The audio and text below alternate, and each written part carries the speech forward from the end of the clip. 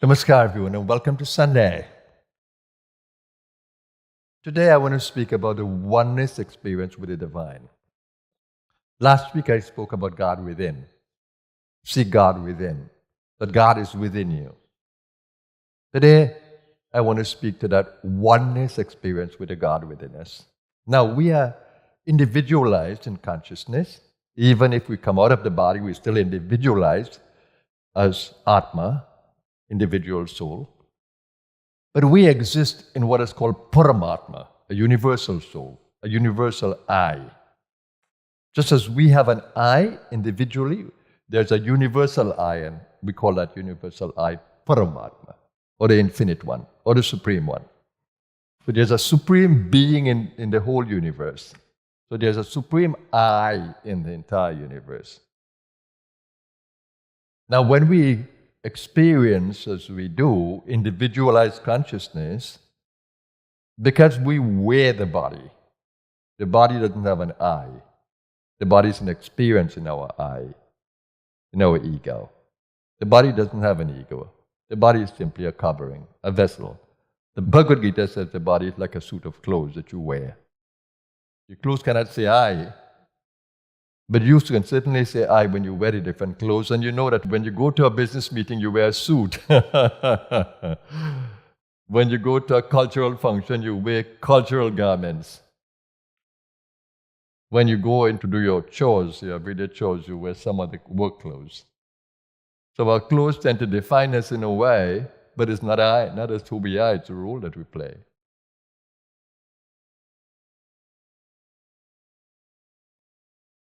So we exist in the body, we operate the body through the subtle body, through subtle senses, and through the subtle ego.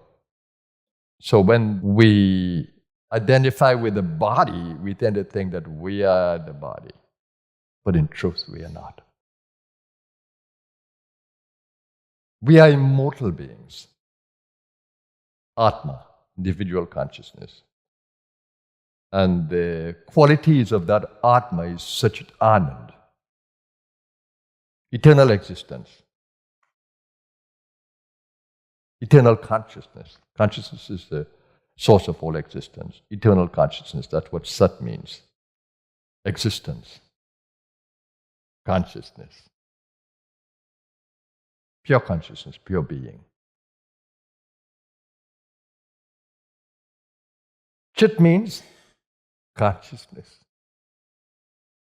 Individual consciousness in the body is chitta, and consciousness in the universe is chitti, chitti shakti. Chitti is the consciousness of the universe. And because our very nature is freedom, we experience the bliss of freedom, and that's called Ananda. It is the bliss of being free, totally free. It's the happy experience of being free, Ananda. So our soul qualities are such an Anand. So in the same way, a drop in the ocean is not the ocean in size, but in nature. So the drop can boast, I am the ocean. It means my nature is the same as the ocean. And a spark of fire has the potency to create a large fire. It cannot boast that it is a large fire. It has the potency. Its nature is fire. So too, your nature is divine. You tend to define yourself by your personality, your persona, but you are far beyond that. You are beyond the persona. The ego develops different persona in the human experience. But you are not a persona. You're that which lies behind the persona. But what is important to note is that you have incredible power as an individual soul. You can manage all the pranas within your being. The prana, apana, samana, vyana, udana. You can manage the pranas within you.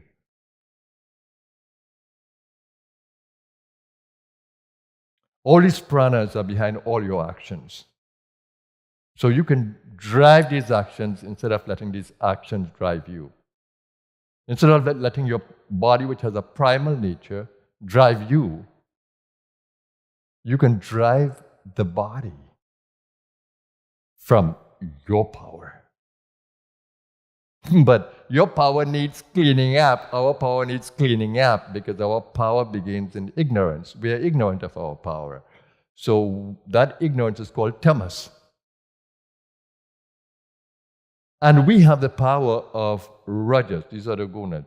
These are the soul-born qualities of tamas, rajas, and sattva.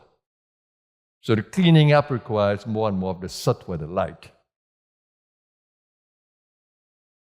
So we feel separate when tamas holds us down. But that's nature. We are meant to start this game from being veiled, held in ignorance. So it's nature. No need to worry why you're ignorant. No need to worry why you're ignorant. Nature has put you into ignorance. Why? Because even if it puts you into ignorance, you're still not ignorant in your essence.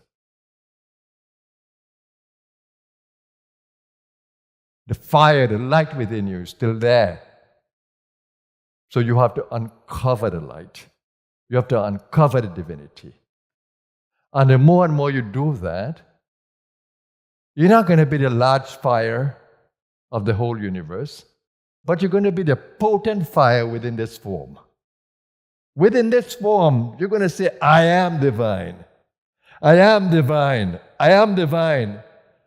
You're roaring like the lion. The little cub is roaring like the lion. You have the power to say that. And not only say it, but experience it. So when you experience that divinity within your own little being, we see that you are in oneness with that awesome power of the universe. You're one with God. You're one with the Supreme. Atma now is in oneness with Paramatma. And that is the process of yoga. Yoga means oneness with the divine, oneness with the higher consciousness. Yuj means to unite. And the experience of that is that you feel your God nature within you and you feel there is nothing you cannot accomplish. But it's important that we learn to manage the human experience and its primal nature from that consciousness of I am. I am that I am. You remember when Moses came down from the Mount Sinai with this huge illuminating experience of God as light and was so transformed in this whole experience. He said, whom shall I say that you are that people will believe me? And the light said to him, I am that I am. Say that, I am that I am. I am that which cannot be described. I am. The I am means ever present, not held in the past or the future. I am that I am. And you remember when Christ said, before Abraham was, I am? It means that Christ lived in that consciousness of I am. Remember when he said, I and my Father are one? I do nothing without the will of the Father. That's alignment with the divine. He was totally in oneness with the divine. We can be as well. He said, be perfect as your Father in heaven is perfect. What does that mean? He said, you are the light of the world. Don't hide it under a bushel. Shine your light into the world, he said. And he said further, if thine eye is single, thy whole body will be filled with light, the light of the divine. If thine eye is single. What is the single eye? The third eye. The Bindu eye. The eye that knows its divinity. The eye that is full of light. The Bindu eye. The manas is for controlling the body and the senses and the energy. But the Bindu eye is the eye of the divine. If thine eye is single, thy whole body will be filled with light. So that's where we get the God experience.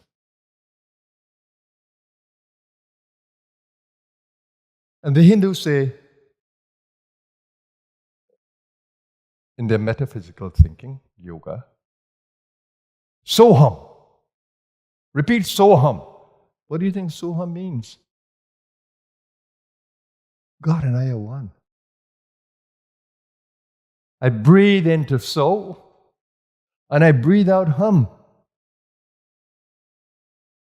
But in the ignorant, it's really Hamsa, because I is first, Hum, and Sa is out there. That's why the Guru changes the mantra Hamsa to Soham. Giving you the blessing, the initiation, to say So with the in-breath and Hum with the out-breath until it becomes an experience. So Soham is the mantra of the breath which tends to unite us. If you follow the breath to its beginning, if you follow the energy, prana, apana, to the source, you'll experience Soham. That's why we say So with the prana and Hum with the apana until it becomes the experience. And you see it at every chakra. That's deeper sadhana. But we, every one of us, can experience that oneness with the divine if only we desire to have it. How many of us want the divine? How many of us want to be in oneness with the divine? We are caught up in all the addictions of the outside world, power, pleasure. And we cannot extricate ourselves from it. We feel powerless. That's why we need gurus to inspire us. But you have the power of the universe within you, the same power that created the whole universe, the same power that's operating the universe. It's the same power within you. Know you. Know thyself.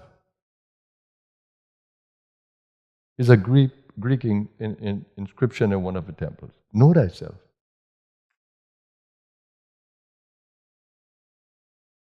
In the Hindu wisdom, Aham Brahmasmi.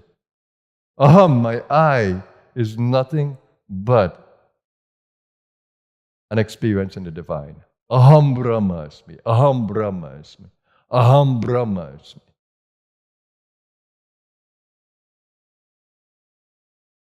And in the biblical saying, in Him, in that, I live, move, and have my being. In that. So that's the whole experience of oneness. Rise to that. Come into that experience. Don't live in the darkness. Don't live in tamas. Asatoma sadgamaya. Asatoma, take away the asat, the ignorance, the tamas. Sadgamaya, lead me to the truth, to the experience of truth. Tamasoma, take away this darkness of ignorance and lead me into the light. Jyotirgamaya, and the beauty. Mrityurma, take away the fear of dying that I'm dying when the body falls off. No, I don't die. Lead me to my immortal consciousness. Amritam Gamaya. Amritam Gamaya. How beautiful the mantra is. Satama Sadgamaya. Tamasama Jyotirgamaya. Mrityurma Amritam Gamaya. When you say the mantra, desire freedom, desire oneness, desire to be oneness with the divine. That's your birthright. That's your soul right. May you have that experience of the God within you. Then your life will be incredibly powerful, incredibly joyful, and you'll be able to nourish all your bodies from the inner space. So this is my Sunday message to you. Live the teachings. Don't just learn them. Live them. You know, in the Upanishads of the Hindus, mystic scriptures, they say there are 3 steps to wisdom. 3, not 1. 3 steps to wisdom. The first one is Shravan, gather the knowledge. It means literally listen. The next is Manan, process it in the mind, turn it over in the mind until you fully understand it. Fully understand it. And then imbibe it into your being. Nididhyasana. Establish it in your being. So Shravan, Manan, Nididhyasana. This is, the Upanishad says, these are the 3 steps to wisdom. So use it. Use it. Become wise. Have a blessed day, everyone. Be wise. You are the light. Stay God conscious. And as much as you can, pray for oneness with the divine. You're all powerful. Know it. Live it. And let's do it together. Have a blessed day, everyone. Namaskar.